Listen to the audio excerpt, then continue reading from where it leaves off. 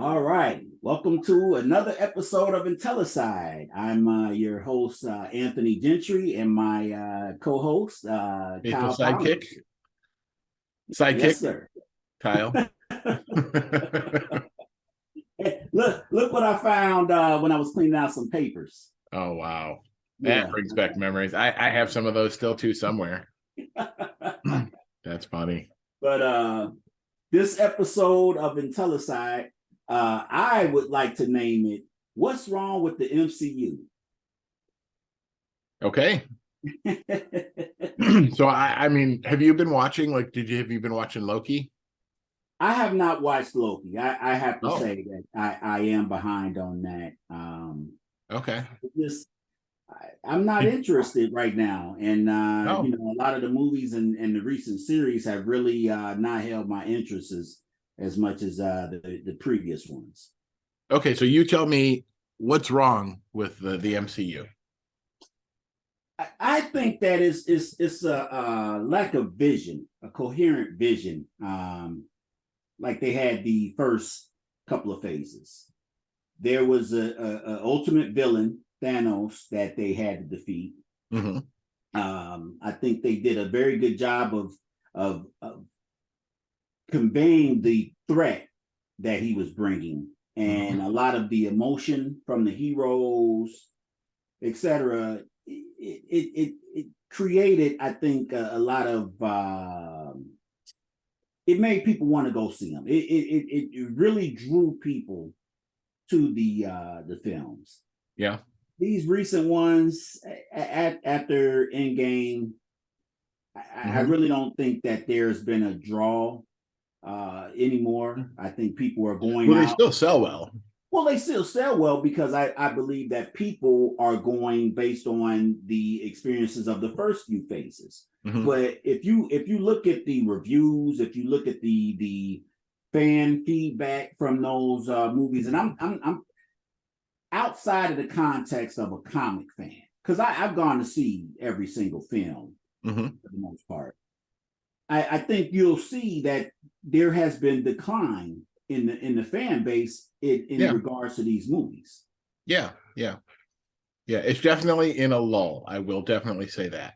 Mm-hmm. The It does lack, like you can tell, like when they started it, they had a vision, right? Like you said, he wanted to tell the Thanos Infinity Gauntlet story, and he was going to do like the Avengers Initiative. Like he even had it like, the kind of the Ultimate Avengers, where he was going to have Nick Fury go around and gather the heroes and start the Avengers Initiative. And Right. uh it was really him that starts it, instead of like in the original comics, it was really Ant-Man that was kind of the center of a lot of what happened with Mm-hmm. the Avengers forming and Loki fighting Loki and Mm-hmm. all that, forming Ultron.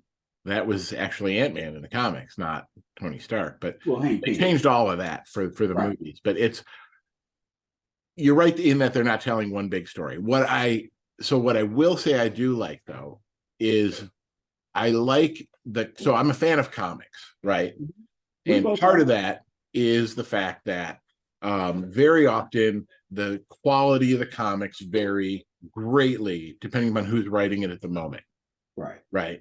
I'll still read it, even if it's not as good as the last run, um, because I know that one of these times it's going to be a run that's even better than the previous ones I've read. And it's Mm-hmm. kind of like that. Whereas I go and I see now my criticism, I will share with this. I think that part of the reason that it doesn't have the draw of the earlier one, part of what makes it real obvious, the lack of vision, is the lack of a through line Mm-hmm. for the stories. We haven't seen, so it's like he was doing like end of credit scenes that linked all of the first phases together. Right.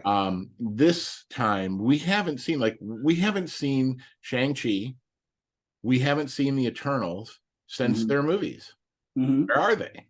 Right. You know, the Black Knight, Blade, we're still Mm-hmm. waiting for those to pay off. It's been years. We're still waiting for them to pay off. Right. They've had multiple specials and things that they've done, and there's been no through line, no little I mean, cameo or something just to link them, just to have a through line that links these properties together, that shows they're in the same universe. Right. You Well, know? I appreciate the connectivity in those first few phases where, like you said, the end credit scenes link to another movie or other heroes. But I don't think it's really necessary now. You've already established this universe. It's almost like we already know Batman's origin story. We already know a lot of these heroes' origin stories. We don't need another Batman movie to show, hey, his parents got killed. Right. He went That's off. actually a given at this point. Yeah. Exactly. So I think as long as you tell a good story and you show the characters, these heroes, and what makes them heroes. Now, one of the things that Marvel, I think, had over DC in the past was they were the house of ideas. And you look at like Spider-Man. Yeah. Spider-Man was this teenager and he was impoverished, you know, I won't say poor, but he always was struggling to make ends meet. And that was one of the things that was a trait of Spider-Man. Right. I think one of the things, and it akens back to the comics, and we've had this discussion before, the comics now are all these big events, and one big event leads into another big event. And I look at it now and I'm wondering, well, where are the issues where, right, Spider-Man is basically just trying to pay his rent. Right. And figuring out how do I go and get some pictures to pay rent instead of trying to fight all of these, you know, cosmic villains and everything. Yeah. And we don't see that anymore in any of these comics. Yeah, you're right. There is a thing in popular media, honestly, where there is a shift in who the protagonists are in the stories. Like it used to be, even if you look at like regular sitcom television and stuff like that, going back decades, the regular protagonists were regular working class people by and large. Nowadays, you've got, you know, the protagonists of a lot of the most popular shows are the rich and the famous, the elites, you know, people. It's more of a fantasy escapism thing now than it is any the art form has been subdued for the sales in a way, because they're just telling what people, you know, they're giving people the bread and circus, honestly, that they want, in that they're giving them the escapism and the fantasy of, hey, this is the lifestyle of the rich and famous, watch this show for a half hour, you can experience that for yourself, you know, through the Kardashians or whoever that, you know.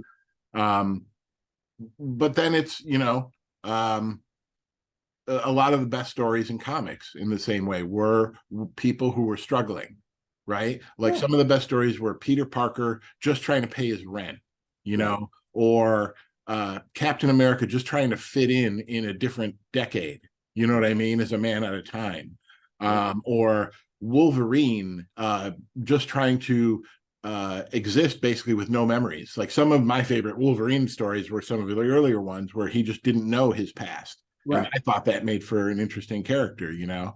Absolutely. Hey, my thing with the MCU now is, so Marvel got the rights to X-Men again back in 2019. Right. And one of the things when that multiverse, Doctor Strange and the multiverse of madness, a lot of people were thinking that was going to be like an introduction of the X-Men in the MCU, which, you know, they had Professor X in there. So now actually, you are kind of bringing up the elephant in the room. Part of the problem, I think, with this current phase of Marvel is when they got those properties back. Because they started this next phase and they were like, okay, Shang-Chi, you know, we're going to have like, okay, maybe we're going to build towards Kang or something like that. And then they got the X-Men back and they like threw everything out the window. And now you can see Kevin Feige's going around just like canceling projects left and right because they're rewriting the whole thing as they go. Right. But listen, and I don't know what the process was during that first phase. You know, it was literally 10 years, that first phase. So to me, if you acquired, you got the rights back in 2019. You should have had some kind of clear vision, like, hey, this is probably going to happen. If it does, we can hit the ground running instead of canceling projects and having to start back from scratch. Because in my opinion, just to make the analogy back to comics, what people got used to was a big long arc of multiple issues linking stories together, multiple phases, right? What they need to be able to do is get in between big arc stories. They need to be able to tell good individual stories and focus on those. And I think personally, that was something that they've been trying to do a little bit and that they've done well a couple of times. One of my favorite recent pieces of media in general, it's like one of my favorite Halloween shows now, one of my favorite MCU pieces is Werewolf by Night. Did you see it? I did. I liked it. I had no problem with Werewolf by Night, but that was last year. So my problem with it is they had, like you said, it's been a year. They haven't linked it to anything.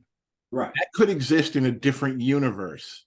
Right. As far as, like they haven't referenced it, talked about it. It hasn't been in the background of anything. And that kills me. It's like, you've got all these shows, She-Hulk, Miss Marvel, something in the background, mention a werewolf or have the Man-Thing's picture on a post or something, just something to reference between them. You know what I mean? I think, but and so what, I didn't originally watch Marvel Agents of S.H.I.E.L.D., but maybe about season 3 I started watching. And really? That's funny. I was the opposite for me. I started watching it when it first started, and they were saying that this was going to be part of the MCU. Right. As soon as they pivoted and said, okay, this is no longer part of the MCU, I stopped watching it. Well, right. But that goes to my point where I believe that them trying to tie this in with the MCU is what damaged the show, because they were constrained. They couldn't reveal a lot of secrets that they wanted to reveal in the show, in the movie. Mm-hmm. So once they separated the two, they were free to have a lot more creativity, and not constrained by what a director or the Kevin Feige wanted to do in the movies. Well, as I understand it too, though, part of the problem with that was that it wasn't that Agents of S.H.I.E.L.D. wasn't being done by Marvel Studios, and that was part of the problem, is that it was supposed to be connected, but they weren't doing it. And so there was like different writers and everything who were working on it in a different location who like made it really difficult, for them to they'd have to run all their scripts past each other and say like, hey, we're doing. So you're right. It does. It makes it really hard. Well, if they do something like that, now that they have their own studio. But think about it. The television shows that we've seen, and this is, Disney Plus has really been, sometimes I'm like, well, I could cancel it, because it's so infrequently that a show comes out that I'm like, oh man, I'm really anxious to see it. I wanted to see Ahsoka, but that's in the, Star Wars, universe. But did you watch it? Shows like, So did you watch Ahsoka? I did. Okay. All right. We'll talk about that. But the MCU show, I was disappointed in Moon Knight. I was disappointed in She-Hulk. But I will say She-Hulk was probably one of the more faithful adaptations of, and I forget which volume number it was for She-Hulk, but it was John Byrne's run, and it was where they would break the fourth wall and everything. Right. But I personally did not care for that run of She-Hulk. The shows have been infrequent, and they it's not a draw. Like the only thing that I liked out of She-Hulk was the introduction of Daredevil. Okay. And disagree. I think we already did an episode on this, and I still disagree. I still enjoy She-Hulk. I actually went back and rewatched some of it. And I still really like it. I thought it was really well done for what it is.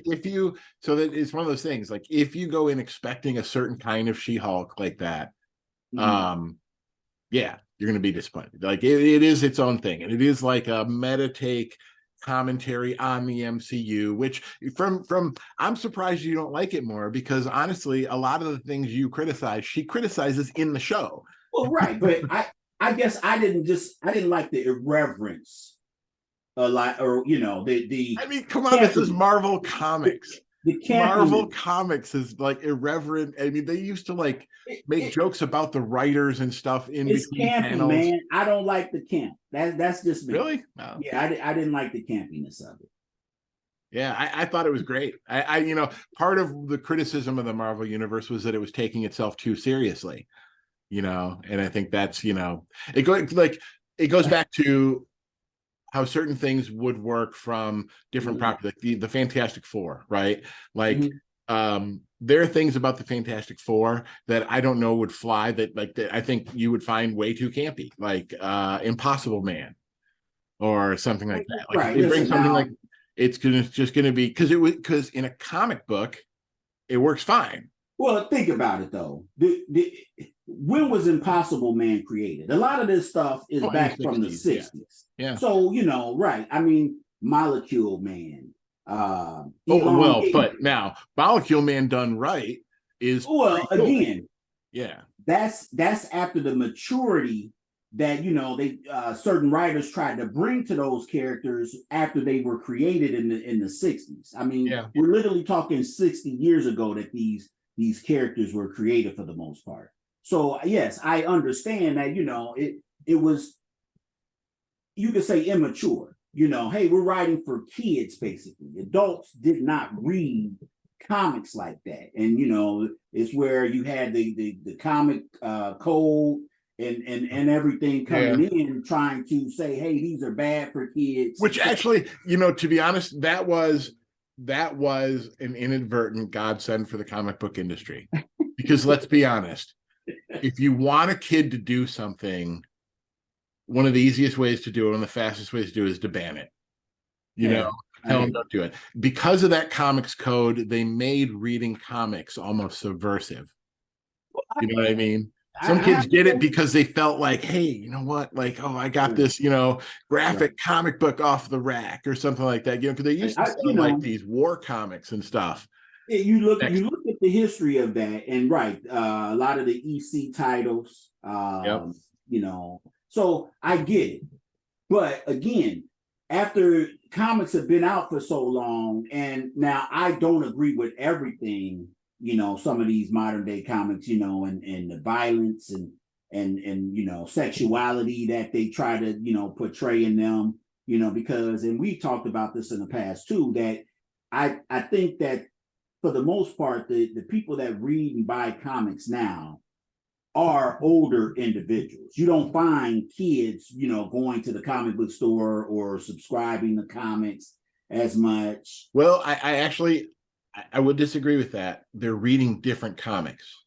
Well, manga, manga is something totally different. I don't like manga. The eyes that get this big, and you have to acknowledge though that it has a larger audience now than, like, if you go to the bookstore. Like, I recently went to Barnes and Noble, and the section of Marvel comics and comics in general is basically limited to like two shelves, like of a Marvel and a DC. But then you pivot 90 degrees and there's a wall of manga. Right. You know what I mean? So there is, and I know from my own kids at least that there's a huge audience for it. And here's this is semi-comics related, and I think it's a good thing for telling stories though that relates back to Marvel and how this could help. Have you ever seen One Piece? Are you talking about the animated show, or are you talking about the live action one on Netflix? Either one. I tried to watch the animated show. Yeah. Turn off for me. Right. I can't watch it because it's the same thing with manga. Some kids love it. It's one of those things. There are, there's but again 1,000 episodes and they'll watch all of them. But again, are those kids actually buying the manga? I do believe that there are people buying manga, but Right. In this country, I don't think that. Well, I know from my own kids that I have one of my younger kid does buy, and we go to the library all the time, and they go through manga left and right. Right. Books. But that again, that's to me, I don't believe that that's the same as again, going to the comic book store. It's not. It's a different experience now. Exactly. It is. Yeah, you're right. So, it is. The whole medium has changed. Right. So and until although they start making a One Piece movie, right. or something like that. Like, well, I mean, they made the live action, so I will say this: and the live action, I like the live action. I did too. I thought it was well done. And part of my criticism of the animated goes to that is because it's animated and it's really more of a kid's cartoon. And like you said, they get more exaggerated, a little more crazy. In my opinion, just my opinion, being fresh to the whole franchise and kind of seeing them both at the same time. The guy who plays Luffy in the live action, it's charming and likable and personable. And when he says, "I want to be the king of the pirates," he has this like innocence of like a kid trying to impress a lost father. There's a charisma to him. Right. It's the animated version of Luffy. Right. It's almost like manic. Like right. There's almost like, you almost like hear like something like when he says, "I'm going to be king of the pirates," he's got these wide eyes, and it's like you almost like can hear something cracking in his mind as he's like, Yeah. Which I mean, I get it. It's one of those things, but the thing that they do well, though, that I understand that from all the different franchises my kids are into, that I really think that Marvel could learn from is the things that do well are the properties and franchises where they dig deep into the lore and they connect it. They connect the different pieces of the lore together. So they develop the characters. Each character has a story, and that lore of that story connects somehow. And those are the ones that kids really get into, where one of my kids right now, the younger one, is watching the Five Nights at Freddy's movie. And that's a whole thing, like the lore behind it, and they know like all of the characters in it and everything. To me, it was like she's, are you aware of Five Nights at Freddy's? I'm like, yeah, the jump scare game that like I played for 5 minutes and put down because it's like, okay, I've seen the whole thing. Yeah, I don't know, man, because Marvel, I think, you talked about getting into the lore of the characters. So yeah, Secret Invasion, I think it deconstructed what they had built up of Nick Fury. Yeah, I will. Yeah, Secret Invasion was such a missed opportunity for them. And they really. And listen, I hope everybody's seen it, because spoiler, they killed one of the best characters in the MCU.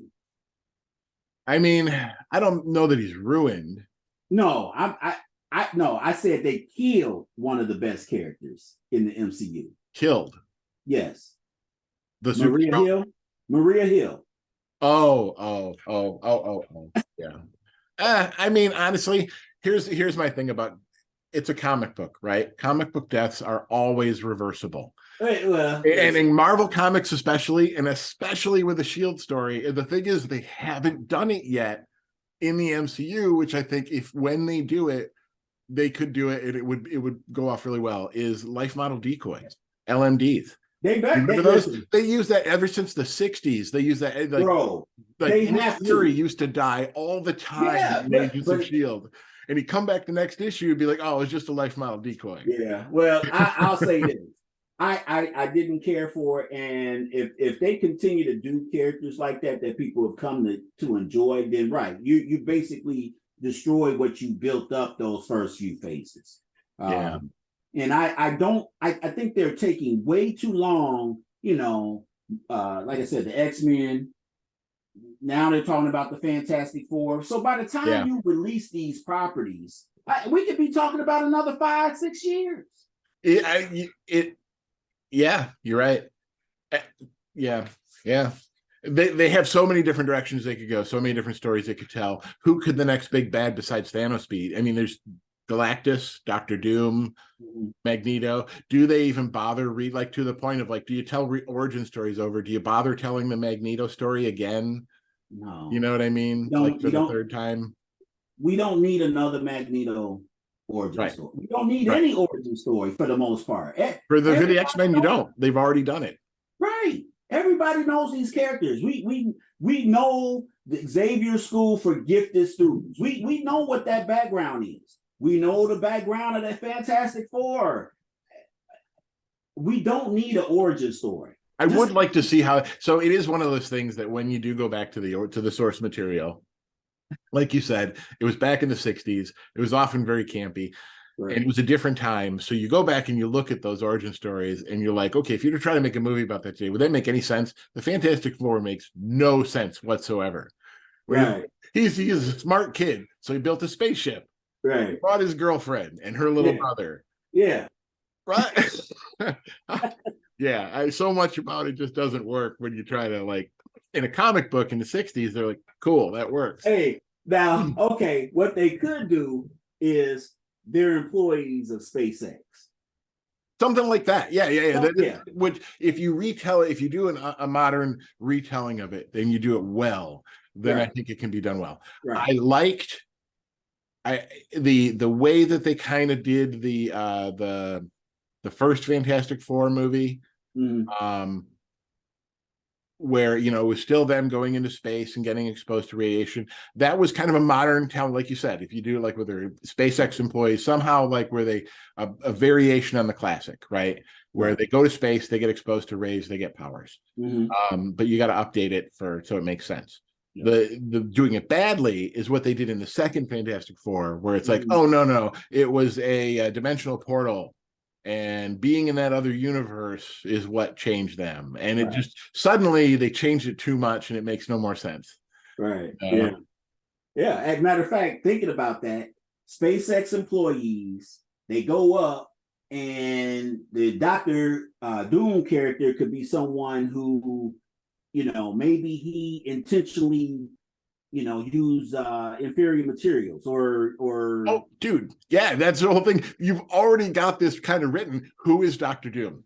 He owns SpaceX. The SpaceX, he's the billionaire who owns the right. company. Yeah. Obviously. Hey, Marvel, if you want to use my idea, I just ask that you give me some royalties. Like, a Yeah, quarter of a point. I would just like the role of a henchman and a good quick death. Yeah, that's all, you know. Now, I want a quarter of a point, bro. Oh, yeah, right. No kidding. Yeah. Yeah. I Yeah. yeah, you're I right. I would like to see them. Yeah, it's going to be interesting to see how they roll these out, right? Because the way that they announce these is going to kind of tell you like which direction they're going. If they're going to pivot towards making the X-Men or the Fantastic Four the driving force behind the next, you know, and right now it looks like the X-Men, because that's really they've announced the X-Men movie. They've mentioned mutants in the MCU already. right. So they seem to be building towards doing that. And if you go with the X-Men, then there's like a certain set of stories and a certain set of bad guys that you can really go with. And listen, I'm not a movie exec. I don't know any of the behind the scene things that are going on. Mm-hmm. But I would think that you would be able to do both of these at the same time. Because if you do it well, you could. Because, and that's the whole thing, through lines. If they could start drawing through line, like if they could start showing that Shang-Chi took part in the same universe as everything else that's going on, like all they have to do, and it's so easy to do this stuff. All they have to do is show up. Right, but that's what I'm saying.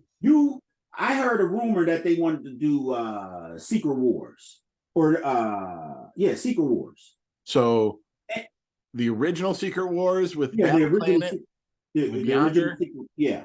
Okay. So, and I'm like, well, who would be all the heroes? I mean, we do have a good number of heroes from the Avengers. Who else? The problem with that is that's something you do in phase 10 after you've told the X-Men and the Fantastic Four, because and here's my thing about like a lot of these stories, and we're running low on time. We only got like 3 minutes left. Okay. Is that like comic books, you can retell the same story again and again. You can reboot the character again and again, and that's fine, because it's like I think it was Neil Gaiman who said it, like, these are modern day mythologies. These superhero stories are the modern day mythological, myths that we tell each other. And so, like, you can tell, you can do 3-4 different Spider-Man series, because the character, everybody knows the character, and for a generation who read the comics, it is the mythology. By making those stories into movies, you're cementing that for future generations. So now it's a matter of which of these myths do we transfer into movies for the future. No, I got you. I'm just saying that you're saying phase 10, and at the rate that they're going, no, it wouldn't be phase 10. It would never happen, because by the time you would want to do it, then the characters that were in phase 1 would be 60 years old. Right. It'd be like, right. Harrison Ford in this last, Raiders of the Lost Ark. And that's the thing, right? Like, and this is where the movie and the comics get different, right? You can tell those in the comics simultaneously. Right. Like, you can have people will buy the X-Men and the Fantastic Four in the same week. Right. And they can cross over in each other's issues and whatnot. And it doesn't matter for continuity. Right. But the movies, everybody makes a big deal out of it. And one of the big criticisms of the MCU is that they go too fast already, that there's too many movies coming out too quickly. I am personally of the other opinion that, yeah, they could tell the X-Men and the Fantastic Four and lead to a Secret Wars. They'd use like the current Captain America and stuff, Sam Wilson, but you could do that if they started right now. You can have a movie come out every 18 months. That, to me, that's not too close together, right? But this, when you're talking about 3-4 years between movies, that I'm sorry, that's right. I agree. I agree. They should be doing it. In my opinion, they should be coming out faster. Yeah. But that goes back to the profits and the shareholders and all that stuff. All right. Well, that can be our next episode if you want. Actually, we talk about labor strikes and all that fun stuff, because that actually impacts all of this. Yeah. That labor, the writer strike and the actor strike are going to cause a lull in projects. Oh yeah, yeah, absolutely. Yep. So they've already started canceling. The culling has started. Yes, they have. All right, son. Well, hey, I don't know if we got to the bottom of what was wrong with the MCU. I think we did. The problem right now is the lack of a through line, the lack of a cohesive vision. Well, they're just telling individual issue stories right now. And there's no, so right now it's very hit and miss. Some projects you might like, some you're not going to like as much. And I don't expect to like everything, but I would like to like the majority of the project. Yeah. And right now, the last year and a half, 2 years, it's not. Yeah.